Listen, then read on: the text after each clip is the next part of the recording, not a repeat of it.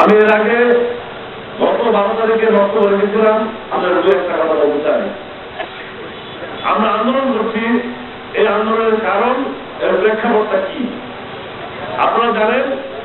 এখানে ফজলপুরে দুটো সমিতি আছে, একটা সরবরাহকারী সমিতি, একটা প্রধান সমিতি। তথ্য পঞ্চগড়েও আরো 3টা সংগঠন আছে, আমার সমিতি, সমিতি, আরো ভাইয়ের জেলা পাশাপাশি ব্যবসায়ী সমিতি, আমাদের সম্মানিত আইন ভাইদের সম্মানিত জেলা সরবরাহকারী সমিতি। এই সমিতিগুলি প্রতি বছর সরকারকে ট্যাক্স দিয়ে, ভ্যাট দিয়ে আমরা নদী নালা বা পাথর মালগুলো লিজ হয়েছে। এটা আমার সেটা ব্যক্তিগত কোনো লিজ না, এটা সেটা কথা কখনো বলি নাই। কারণ যারা পাথর তুলতে চায় ব্যবস্থা করে, এই একটা সুন্দর সিস্টেম করার জন্য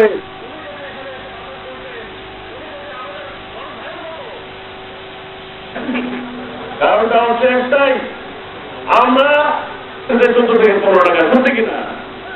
আর উনি মনে করলেন পঞ্চগড়ের জনগণ অফিস, উনি বলেছেন কথা বলতে থাকছে না। এটা আমাদের দুর্বলতা। আমরা তাদেরকে সুযোগ দিয়েছি, 5 জন যদি লোক থাকে, 10 জন যদি লোক থাকে, তাহলে 1000 মানুষের সাথে 5000 লোকের সংস্থানের ব্যবস্থা করে আছে, তাদের সাথে আসছে হোলি খেলা চলছে।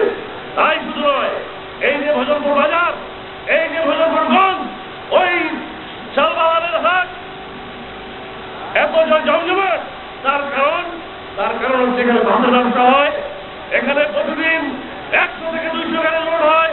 এই লোডের টাকা, আজকে বাজারের টাকা শ্রমিকের কাছ থেকে, ব্যবসায়ীর কাছ থেকে, আমার কাপড় ব্যবসায়ীর কাছে যায়, আমার হোটেল ভাইয়ের কাছে যায়, আমার মুদিখানা ভাইয়ের কাছে যায়। এই এলাকায় এই টাকাটা চলাচল করে, এই এলাকার মানুষ এই টাকার উপর নির্ভরশীল। আজকে যদি আমরা অর্থনীতির ভাষায় বলি, এই এলাকা 100 টাকার মধ্যে 80 টাকার চলাচল এই পাথর শ্রমিকের, এই বাজার ব্যবসায়ীর টাকার এইটা এখানে চলাচল করে। আজকে এই যারা আজকে কলেজে পড়ছে আমাদের বাচ্চারা, সবার উপরে এইটা এফেক্ট হবে। কিভাবে এফেক্ট হবে আপনারা দেখেন।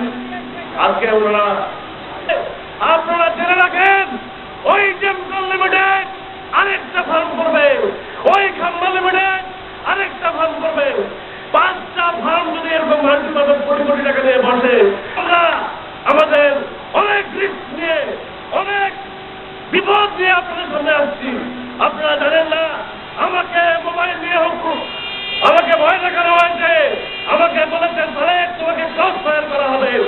আজকে আরেক জায়গায় বলেছে আনোয়ার, সালেক, বাসু চেয়ারম্যান, লতিফ, এই 4টা লোককে যদি ক্রস ফায়ার করে দেওয়া যায়, এই আন্দোলন বন্ধ হয়ে যাবে। আজকে আমরা ভয় করি নাই, আমরা এখানে এসেছি, আমরা রাগের ভয় করি না, আমাদের কোনো মামলা নাই, আমরা কোনো খারাপ লোকের সন্তান না, আমাদের সকলের ব্যক্তি পরিচয় আছে।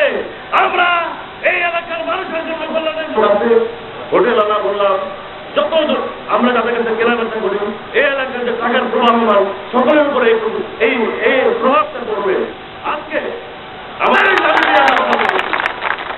আরেকটা কথা বলতে চাই, এখানে এই আন্দোলনে আপনাদের, শুধু আপনাদের না, শুধু শ্রমিক এবং ব্যবসায়ী তাদেরকে সংগ্রাম করতে হবে। আমি মনে করি এখানে সংগ্রাম সবাইকে করতে হবে, বিশেষ করে যারা জনপ্রতিনিধি, যারা এখানকার চেয়ারম্যান, যারা এখানকার মেম্বার, যারা এখানকার বিভিন্ন জায়গার স্তরের এখানে এমপি সাহেব আছেন, সকলের যেহেতু এই এলাকার মানুষের রুটির একটা চিন্তা চেতনার ব্যাপার, তাদের পেটে লাগছে প্রথম। সেখানে যদি কোনো চেয়ারম্যান ভাই, কোনো মেম্বার ভাই, কোনো এমপি সাহেব, কোনো স্পিকার সাহেব চুপ করে বসে থাকে, আমরা তাদেরকে বেইমানের খাতায় লিখে দেবো।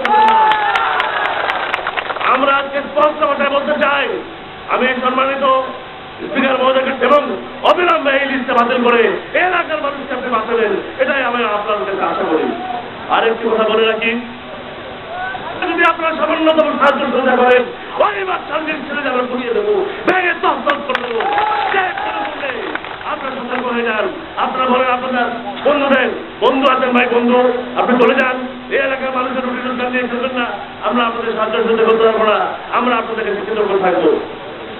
যে ভাই আমার সংগঠন থেকে আমাকে বলা হয় নাই, আমি বলতে চাই তারা শ্রমিক ভাইরা এবং আপনারা একটা কাজ করবেন, সেটা হলো আপনারা যে তার যে চামচাগুলো আছে না, লোকাল স্থানীয় যে চামচাগুলো আছে, এই চামচাগুলাকে আপনাদের বাংলা আছে না, ওই বাংলা দিয়ে ধরে আচ্ছা মতো গাড়ি করে দিত। কেমন গাড়ি করে তারা জনগণকে নিয়ে, জনগণের পয়সা নিয়ে, জনগণের পয়সা রাত্রি করতে চায়, তাদেরকে আপনারা দেখা দিবেন। ওই বাংলা মানে পারবেন কিনা বলেন? আমি কথা কিন্তু আবেগে যাচ্ছি। যাই হোক, এই দালালকে ঠিক করতে না পারেন, আমাদের মধ্যে যদি ভুল থাকে, এই ভুলটা আপনারা সাহায্য পারবেন না। তার সাথে আমি আবার আপনাদের কাছে অনুরোধ করবো যে এই আমাদের যে আন্দোলনের একটাই দাবিটা হচ্ছে খন্দকার ওবায়দুল্লাহ খন্দকারের লিজ বাতিল করো। সময় কথার ভাষণ থাকবো না। আমি শুটিং স্পট দেখতে গেছিলাম, আমি শুটিং স্পট জায়গাটা অনেক দূরে, আমি এই জন্য এখানে আর করবো না। আমাকে জড়াই যে কথাগুলো বলা হয়েছে সেগুলো সম্পূর্ণ ভুল। ধন্যবাদ জানাই নির্দেশ আপনাকে। আপনি ঘোষণা দিচ্ছেন, পেপারে আসছে, সমকাল পেপারে আসছে, অনেক পেপারে আসছে যে আপনি যে নাই, আপনাকে আপনার নাম আমরা উচ্চারণ করবো না। আপনি ডিপজল সাহেব সিনেমার বলেন, আপনি জনগণের দাবির মতো হোক বা যে কোনো কারণে হোক, আপনি বিবৃতির দিচ্ছেন যে আপনি এটার সাথে যুক্ত না। আজকে এটার সাথে যুক্ত কারা? কে খন্দকার ওবায়দুল্লাহ সোহেল? আজকে ভোজন করে আমরা এত লোককে চিনি, বাইরের লোককে চিনি। আর খন্দকার ওবায়দুল্লাহ সোহেল, তুমি ভোজন করে পাথরের ব্যবসা করবা, বিশাল সাইনবোর্ড দিচ্ছ, এশিয়া ট্রেডিং কর্পোরেশন পাথর উত্তোলনকারী পরিষ্কার ভাবে বলে দিচ্ছে গণপ্রজাতন্ত্রী বাংলাদেশ সরকার, ওনারা নিষেধ করে দিচ্ছে এখান থেকে পেছন দিয়ে পাথর উত্তোলন করা যাবে না। তাহলে কেন আজকে আমার শুনতেছি যে ওই মন্ত্রণালয় থেকে তাকে পেছন দিয়ে পাথর উত্তোলন তাকে পারমিশন দিচ্ছে? এক দেশে কি দুই আইন হয় না? তাহলে এক আইনে বলতেছে তারা পেছন দিয়ে পাথর উত্তোলন করা যাবে না, আরেকভাবে বলতেছে পেছন দিয়ে পাথর উত্তোলন তারা পারমিশন পাইছে। কিভাবে হয়? একটা কথা দূরে রাখবেন, জনগণের জন্য আইন, আইনের জন্য জনগণ নয়। জনগণের জন্য আইন, আইনের জন্য জনগণ নয়। ওই আইন দেখতে গিয়ে যে জনগণের পেটে রাত্রি করবে, ওই আইন দেখতে গিয়ে যে জনগণের রুটি রোজগারে বাহাত তুলবে, জনগণ চুপ করে থাকবে, এটা মৌলিক সংবিধানে নাই। সংবিধানে পরিষ্কার বলা আছে যে প্রথমে আগে আমাদের রুটি রোজগারের ভাত কাপড় চিকিৎসা বাসস্থানের অধিকার আমাদের আদায় করতে হবে। তাহলে সংবিধান অনুযায়ী আমাদের রুটি রোজগার বাসস্থানের উপর হামলা আসছে, আইন বিরোধী ওখানেই তারা করছে যে আইন দিয়ে যদি ওরা মেশিন দিয়ে ভালো তুলতে চায়, ওই আইন আমরা মানি না, মানবো না, রক্ত দিয়ে হলো ওই আইনকে আমরা প্রতিহত করবো।